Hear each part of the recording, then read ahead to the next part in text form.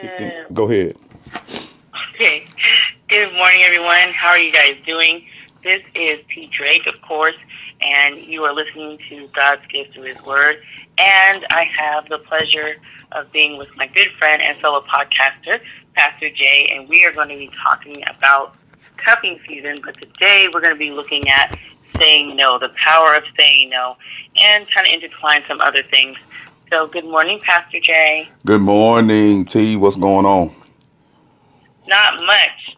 It's How are good. you feeling with cuffing season being here? I am so excited that we have cuffing season coming back around, and God has blessed us to be able to talk about this dangerous time in society.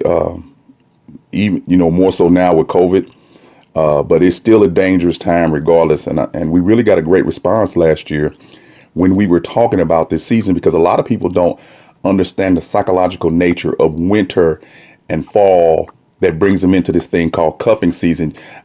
Not surprisingly, there's a lot of people that don't know what cuffing season is.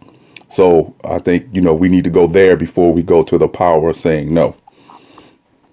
Okay, well, let's talk about that real briefly, and I'll just do a quick synopsis or summary of it. So, cuffing season is a time during the colder months between October to February 14th, the main time when people start wanting to be together because of colder months in different parts of course, the United States. Singles want to be together, hence the word cuffing, like handcuffed, they want to be in a relationship. So with that being said, they want to be having someone in their bed, having someone around. Holiday seasons are coming as well in the colder months, so they want that companionship. So that is the really short version of what cuffing season is. Anything you want to add to that, Pastor Jay? Yes, and because of that, the nature of cuffing season, if you listen to Sister T's definition, it's also the time to where it's because of singles and some married people want to be with people, other people. It creates the atmosphere for a lot of bad things to happen, a lot of bad relationships to start. And because there are people who know, they may not be able to give you the definition of the season, but we know that there are predators that take advantage of the people who want to have serious relationships. And when you said that, Pastor Jay, it made me think because right now, since cuffing season is here and we have COVID-19 and they've meshed together, this is something that has never happened before. We're living in an unprecedented time. So COVID-19, the Corona meeting, cuffing season, and people wanting to quarantine together in the sense of the isolation, do you think, in your humble opinion, that it would be a wise idea for someone to jump into a relationship, not just because of COVID, but they have cuffing season in mind and they put them together and they're watching people pass, so they're thinking, I don't have too much time, I need to get with someone. Well, yeah, the cuffing season, the draw of the cuffing season, or what we would call mating season or rutting season, is so strong that people would go into relationships not knowing the status of other people's health. And with this thing being social and airborne, you can end up starting a relationship that could technically kill you in a short amount of time. But it's quite interesting to me, the psychological nature of it, that you want to participate in this season so bad that you would risk your life because your psychological nature tells you that it's starving for companionship, you know. And again, the dangerous part is there are those people who understand the nature of the season and just are predators during this season, and they care little to nothing about health. Take the mask Right. off, take the clothes off, because I want to be with somebody. And that's just dangerous. Yeah, I really do see where you're coming from on that point.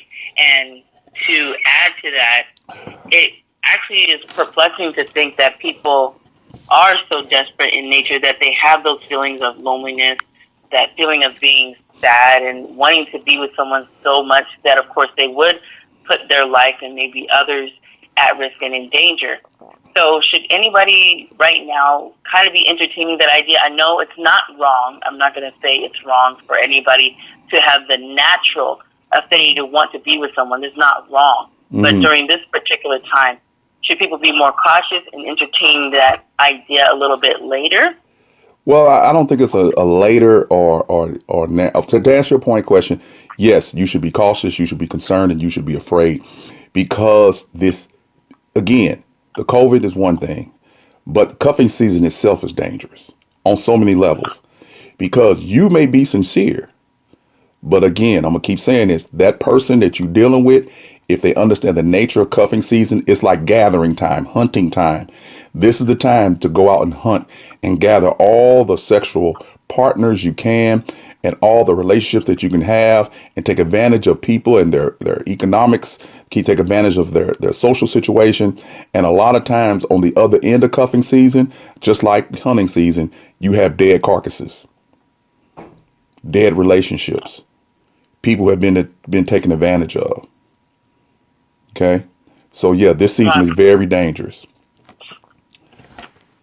But we have a remedy. But we can get into that in a minute. Go ahead. Okay. Well, while I'm listening to all of this, I still find it so interesting with everything that goes on, and when people start to pop up out of nowhere or start saying things that they wouldn't normally say, looking at the timing is always important. So I just wanted to know if you noticed anything happening in your area with people just showing up or calling out of the blue during cuffing season. Maybe they don't know what it is, but they just all of a sudden, here they come. Yeah, it's physiological, psychological, so they don't know it's cuffing season. They don't have a definition for it, but they want to be with somebody, and your phone start ringing. More people that you haven't talked to in a while or had a relationship in the past will come forward and say they want to recommit their relationship to you, and you haven't talked to them all year. And some have lurked in the backgrounds and waited for this time of the first frost, depending on where you are in the United States. But it's not so much the cold as it is the season. Wherever you go, it's still harvest season in October. So this is the time where people get together, get ready to have social events.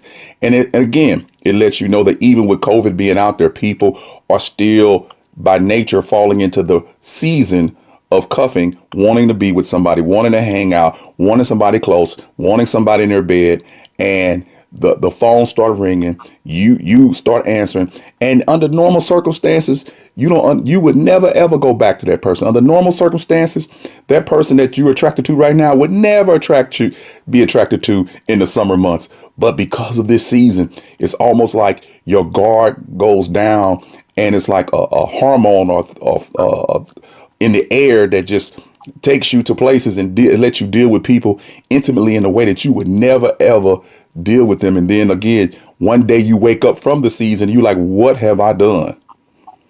What have I done? And a lot of times what ends up coming out of this season is babies, unwanted babies, horrific abortions, things that really damage you physically and emotionally and maybe financially, you know.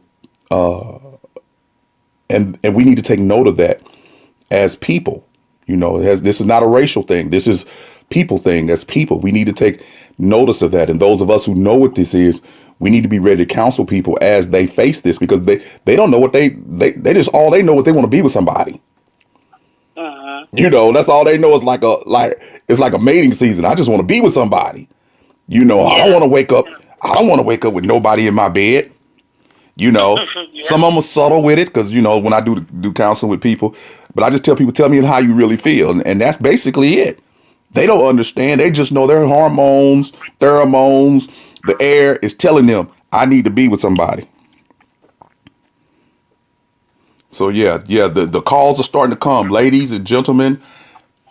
And you know me, I'm more on the ladies. Ladies, the call is going to come. If it hasn't, and because of COVID, it might have started early. That's why we got about 9 more days till cuffing season officially start right after Halloween. Yeah, so we this is the pre-cuffing season warning show. Yeah, you know what? when you said that, I went and I was researching a little bit more about cuffing season, and they had this little schedule, like a football schedule. Uh-huh. I was talking about the scouting of it during August, and they gave a timeline, the drafting picks, and the tryouts, and we're in October, so it's tryouts, and then the preseason, cuffing season, of course, playoffs, and then the championship in February 14th. So it's like that was so interesting that it goes along as a real like football kind of season. Like you're trying out. People are trying out to see who they can call, who they can talk to, and get in their ear and see if someone will listen and be like, hey, I'm single, you're single, you're not doing anything, we should be together. So they're trying out, and if you say no, which we're going to pivot, if you say no, what kind of feelings do you think that brings up for that individual? Well, before we go to no, I want to do this. Let's go back to the tryout. Okay. You're seeing who you can draft. You're seeing who is good. And let's this is how the conversation starts. Hey, how you doing? I ain't talked to you in a long time. How you been doing? Now, depends on what the response is, will determine where they are placed on the draft choice. Then it goes to, can we meet? Or maybe a second phone call. And if the person on the other end is receptive, they move higher up the draft to the point if they meet, they become a number one draft choice because they figure that now it's downhill from now. If they met with me, they broke bread with me, they went and had coffee with me, soda with me, drinks with me, happy hour with me, and they haven't talked to me in a while, and a few phone conversations has got them to the point where they show up and they smelling good, looking good, and you know, just it's just they're just ready. You know, blood in the water, they ready. They chum in the water. And I'm a shark. They ready. And you get ready to get to that point, and you haven't, you can say no at that point, that pivot you're talking about. But most likely it is done so innocently and so slickly, so much on the down low slide that you just think it's and part of you just thinks it's a, hey, how you doing? Let me check on you. I haven't talked to you in a while talk. But it's really getting ready to place you in a position to be taken advantage of. And think about it, it starts in August. So you got August all the way to October 25th to work for that person to work this out and decide where you're going to be on the draft choice. Right. Now, this is men and women now. Now, you know, there's some women that are sharks out there, so I'm not excluding them. We talk about people. Okay? Go ahead. So when you talk about the draft pick, what was you just talking about? How do you pivot to that no? Okay. Is there a way to pivot to that? Yeah. So now we're going to move into the solution. The solution is the most powerful word in the world. It's no. No, I'm not interested. No, I'm okay. And you may not be, but you have learned through your maturity that you go through these seasons. And so what you do is guard yourself during the season.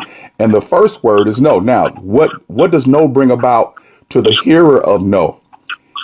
If they are hard pressed and they have failed many different cuffing seasons, that no is going to drive them crazy, and they're going to come out aggressively and eventually and say some things to you that you can't believe. One minute you want to get with me, and now you cussing me out, calling me out of my names and calling me out of my character. So no is that thing that stops it, that puts a halt to it, that brings it to a point where the brain can reboot and think about it, even for you. You know what I'm saying? For you, Right. no, the no stops the moving forward into yes. And we need to exercise no more. You know, and as a friend of mine, you know, I've taught you and talked to you, say no and see what happens. Yep. Now, you may have to say no a couple of times because they may be slick, they may be strong, and you say no the first time, and that's just their normal response. They've learned to say no. Keep saying no until you find a chink in that armor. The no might come from, let's get together and have lunch or dinner, and you say no. We'll just continue talking on the phone. And then all of a sudden it just come out, the beast comes out. But these people are so skilled at it, they'll go from talking to you on the phone to talking to you under the covers. And you're wondering, how did you get there? So no is the most powerful word you can say in any relationships. Say no and see what happens. Women, quit saying yes so quick. Quit making it think that you're doing something for that man that is so special that yours is different from anybody else's, because it's not. I know that's a hard pill to swallow because your ego has to be attached to it, but it's not. Don't let no man tell you that. Same thing with y'all. Y'all tell men that all the time, don't you? Mm-hmm. Well, when you were talking about that, that's really something when you do utilize the no, because it is going to make a telltale sign of where that person actually is, and they will show themselves. So while I was thinking about what you were talking about, why is no so hard to say for some people, and what about that little 2-letter word causes some to just become unhinged by that word? Well, no is hard to say because, again, you're going through the natural progression of wanting to be with somebody too. You know what I mean? It doesn't take away, no doesn't take take away the fact that you want to be with somebody. What no slows the process down. That person could be the person you need to be with. Okay, let's but what no does is slow it down to a pace where you can think. It's not about your hormones no more. It's not about your sexual drive anymore. It's about thinking your way through this thing. You know, it's almost like this. You knew why you left that person, or you knew why you didn't talk to them 7 months ago. Or, you know what I'm saying? You knew why you haven't talked to them up to this date. Now, all of a sudden, they come at you and you are even considering saying yes. You need no to slow you down and put you back in place. Because for conversation, if they were a bum in any category of life, male or female, 6-7 months ago or a year ago, and you dropped them because of bum, and you describe that bumness in any way you want to, financially, socially, politically, religiously, psychologically, emotionally, if they were a bum, then there's no reason for you to pick them up. You dropped them because of that. You didn't talk to them because of that. You left them alone. You kept them at a distance because of that. And now all of a sudden they come with the same line, but your mind is susceptible to that, but the no slows it down. Now, for those who are aggressive with it, and again, it's like throwing stuff on the wall. You hope even some eventually sticks. Some people look at it like this. If I keep shooting, eventually I'm going to kill something. So they're not strategic with it. They just cast a large net. They just start calling people. The largest net is on these chat lines. Mm-hmm. Okay, we didn't have that before. You had to meet somebody somewhere. Now you can meet everybody all the time, 24 hours a day, and you can cast a larger net. And that's where the danger comes in, because there are those out here who are on these chat lines, on these date chat lines, and you just casting a gigantic net. And you know eventually you'll find someone who really don't know you, that you can create a profile about yourself that's not true. And not only get that person to sleep with you, get the next one and the next one and the next one. And then once you figure out the kind of person that sleeps with you, you'll focus even more. And now what you'll do is you'll become an expert at finding out those women or men who fit that category. And you'll start being more precise with it. Instead of casting your net for 1,000 people, you'll cast your net for the 250 people that all are kind of the same. I've noticed that some people in these chat rooms, if you look at them, they go after the same type of person every time because they've had success at it. So eventually, if I cast my net 1,000 people that I know that responded maybe 5 before, I may get even more this time. Because again, the person that's a shark is not looking for a monogamous, serious relationship. They just trying to get their freak on. True. So no slows all that down. And like I say, no could be. Go ahead. I'm sorry. No, go ahead, Pastor Jay. Go ahead. No. Go ahead. Okay, because I was thinking about what you were saying with those chat lines, and I think it's the same thing with these dating apps as well. That gives you that broad reach that you would have never had if these dating apps and these chat lines were not available. That you can reach people that you don't normally get to run into, and because of this isolation and this time, people can say just about anything and just woo you with something if you are easily maneuvered by what you hear, which is another thing that we have to be mindful of, because some people can say the right thing, and that can move someone too. Well, I'm gonna use your phrase that I heard from you. They are experts on giving people orgasms. Mm-hmm. You know, I'm gonna jump over into the spiritual world. Faith come by hearing, hearing come by the word of God. Hearing is more powerful than seeing. I'm gonna say it again. Hearing is more powerful than seeing. Sometimes, I've heard that, how did that guy pull that girl, or how did that girl pull that guy?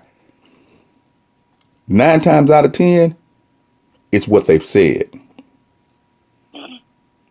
It's what they've said.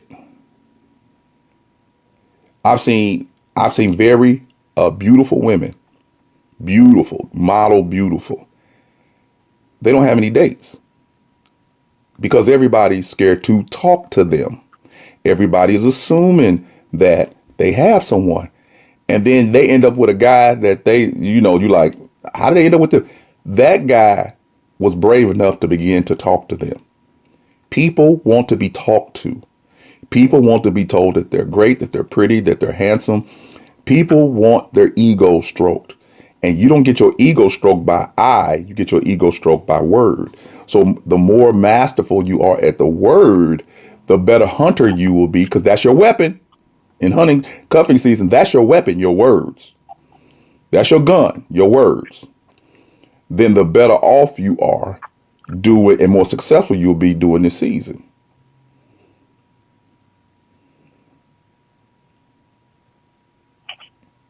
Well, since we're still talking about no, Mm-hmm. no can be seen as negative, but it can also be seen as powerful.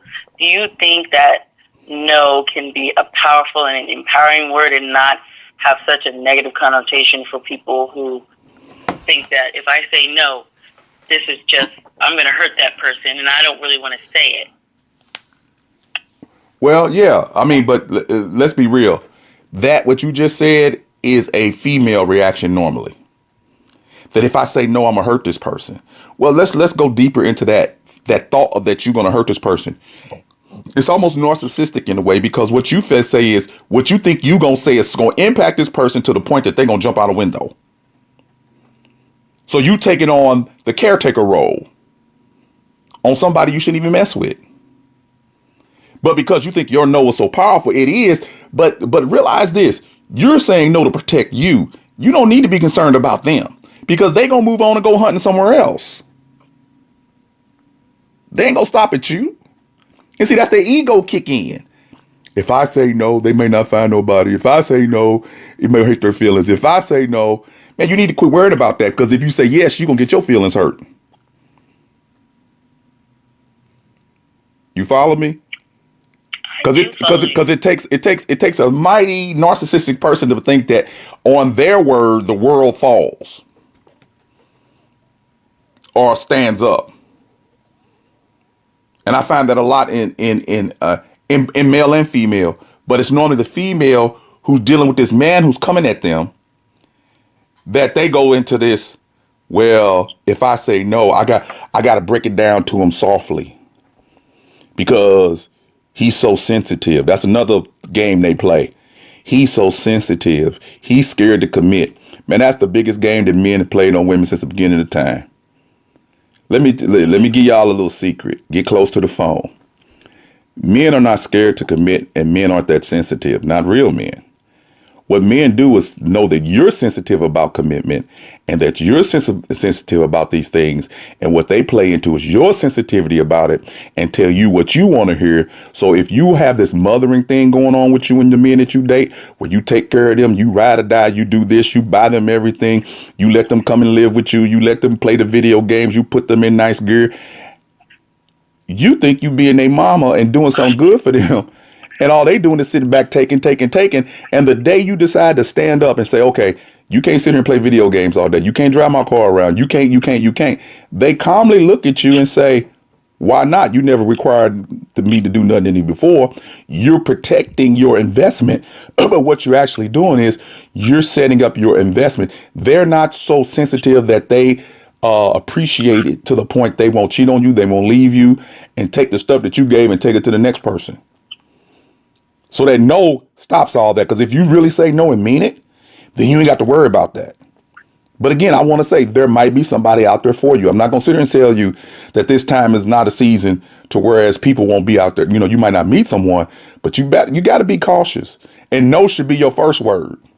Let's see what happens, how they react to you when you say no. Because how can this sensitive, think about this, how can a sensitive, nice man who said he wanted to be with you and love the ground you walk on and tell you about how great you are and all this, your curves and your hips and your lips and your shoes and the way you dress, and then you say no, and now you Henrietta Hippo. Huh? Hold on. You just told me you want to spend the rest of your life with me. And I said N-O, and it just dismantled everything that you said about me because he was never sensitive for real. He was playing the game that you have portrayed to him what you wanted. Women, be strong. I'm telling you. I'll tell a woman in a minute. Be strong before you become too soft. I'm not saying not be feminine, but start off with no. Let's see if he really wants to be with you. I ain't saying be a ugly no. Just say, nah, we'll just continue to talk on the phone. You'll see how long that lasts. Yeah. You'll see how long that lasts because most of them want to move pretty quickly. Talk to you on the phone a couple of weeks, couple of days. If they can talk to you every day, that's time in. And eventually they're going to want to see you. And trust me, when they want to see you, they want to do more than just have dinner with you. You on the menu.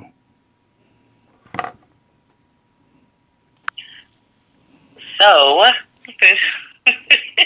yeah, it's hot. Hey, as they say, it's tight, but it's right. Well, go ahead. Okay, so we'll be coming to a close in a little bit. Okay. So saying no to getting an official COVID-19 cuddle buddy, should we really just tell everyone just to take your time? I know what people are seeing out there, and they're watching people pass, and they're thinking they don't have time to find anybody. Their biological clock is running that they may not find that companion. But jumping in during this time, it would be, just in my opinion, just to sit back and let things unfold and don't rush. Why rush? What's the rush? Yeah, what's the rush? Why now? And again, that's where you got to get into the psychological nature of cuffing season. Why is it that you feel so pressed now? Because this is the time the whole world is pressed. This is the season. This is hunting season. You know, and again, real story, not made up. Know it for a fact. A young lady, I used to work in corrections, and a young officer was in the field and in an all male situation. And what happened was, as she dealt, now think about it, she went to work every day to deal with all these males. And let me tell you something, some of these males that's inside, they have nothing other better to do to look at and study the guards. And if you're a female, they're studying you for many different reasons. Well, as she conversated with them, as she told them personal things, this one guard, this one inmate, he was going to get out. He wasn't going to go to the penitentiary. He just in jail. He started a relationship with her. And when he got out, which was against policy, but she kept it quiet. When he got out, instead of, and they would tell us to say no. When he got out, he moved in with her. He moved in with her for 8 weeks. She came to work one day, kind of disheveled, and told me, because I was a captain at the time, she told me what happened. She had moved in, she moved the guy in, and she came home one day and everything in her house was gone. Everything she had worked for was gone. Clothing, jewelry, shoes, furniture.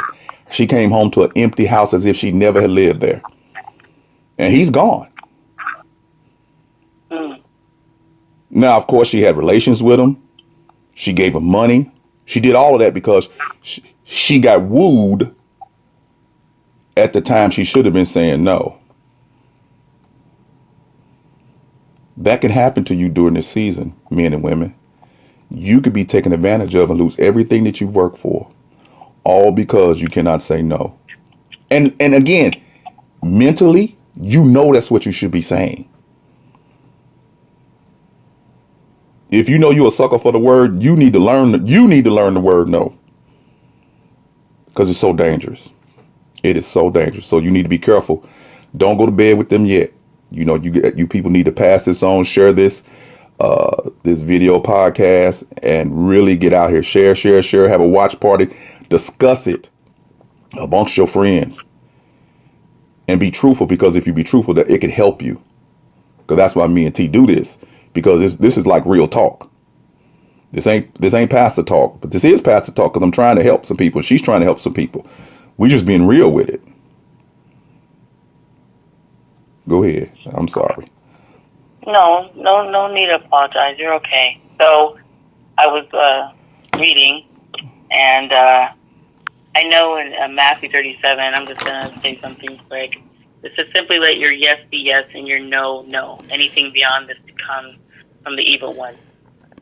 Mm-hmm. So when we say other things and try to skirt around the no, it really gives people the idea that we are entertaining and considering.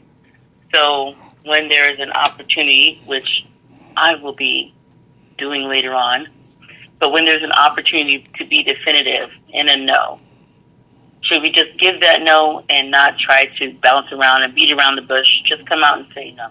Yes. Yes. You should not play with it, because you play with it, that shows weakness. Again, you go into that, I got to be careful. I got to find the right no word to say no. There is no right no word, because anything other than no is a maybe. And a maybe normally turns into yes. Let's be honest. Yeah. Maybe normally turns into a yes. So if you be like, well, maybe we can just continue to talk. Oh, they know they understand they're on their way. But if you say no 3 times, they'll leave you alone. Trust me. I mean, you got to be definitive. You don't have to be ugly. Just say, nope, we're not doing that. You want to still talk to me? And when you hear that hesitation, that 3-4 second hesitation, you already canceled. Because they're not going to waste this opportune time to continue to pursue someone who has told them no. They got to move on to an easier prey. This is not about hunting somebody that tells you no that you want to pursue and have a great relationship with. This is a season, so you don't have much time. February will be here before you know it. And the stages you talked about are so important. So definitive no, yeah, we'll stop all of that. Definitive no. Not a shaky no, but a definitive no. Well, Pastor Jay, I'm glad that we do get a chance to do this, because every time this happens and it goes around, you hear more stories of people getting involved with individuals they had no business being with. And if you learned anything from prior relationships, and you could learn from those mistakes and whatever you learned, and you take that into your now, you can definitely see that slowing down and utilizing that no to the best of your natural ability is going to be helpful, and it shouldn't really present a challenge. It should just, like you said, give you time to think, give you space and clarity before you say, oh yeah, I'm just going to jump into this relationship because I'm feeling a kind of way. I'm feeling this emotional influx within me, and I just desire someone.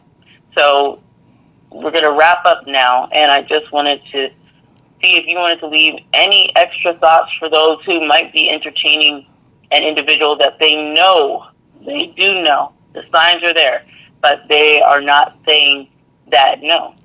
Yeah. If you can't bring yourself to say no, don't answer the phone. Don't answer the phone. Don't respond to texts. Don't respond to emails. If you can't say no, the non-response is a no.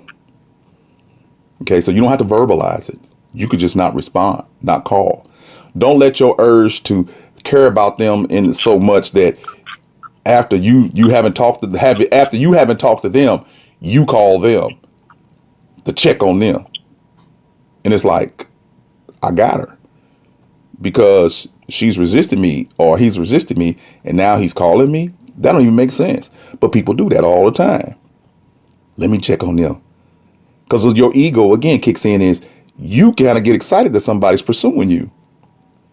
And next thing you know, you're sitting in a situation where it's now you pursuing them. So yeah, just walk away. I know it's painful, but walk away because it's good for you. And it's better for you than you can ever imagine. Because if you fall down that rabbit hole and it's the wrong person, it may take you years to recoup emotionally, psychologically, physically, and financially, and spiritually from that short period of season. Because you might go from prey to predator because you've been done wrong. And now we're talking about you being out here bagging and tagging men and women.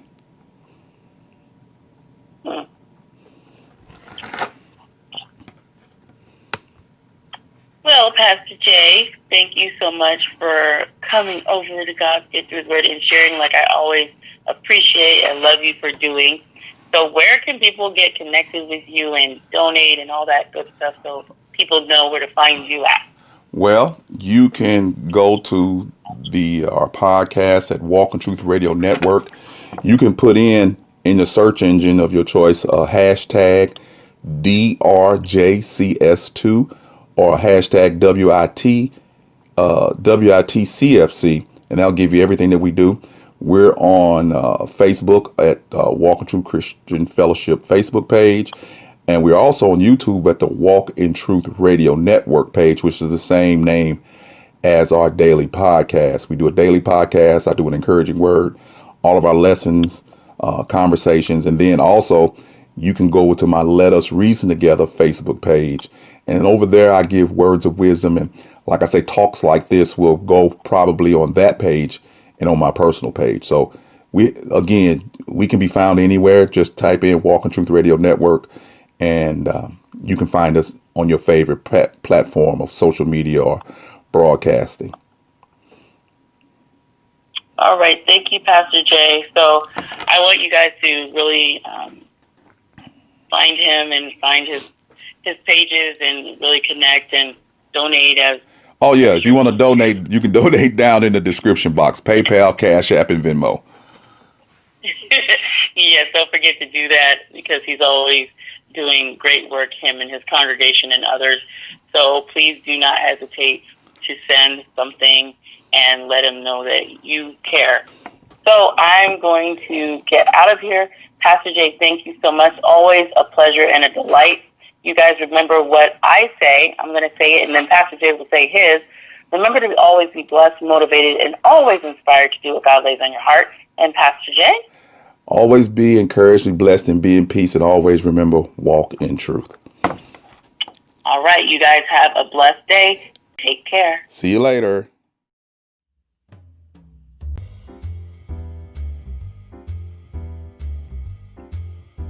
We would like to invite all of you to come join us for Sunday service and Bible study at Walk in Truth Christian Fellowship Church. Our times of worship are 8:30 a.m. on Sunday and 7 p.m. on Tuesday. You also can listen in on Facebook and YouTube on our Walk in Truth Radio Network page. You can also listen on your favorite podcast platform. We hope that you will join us and consider us as your place of worship. We always want you to be encouraged, blessed, and at peace, remembering always to walk in the truth of the Lord.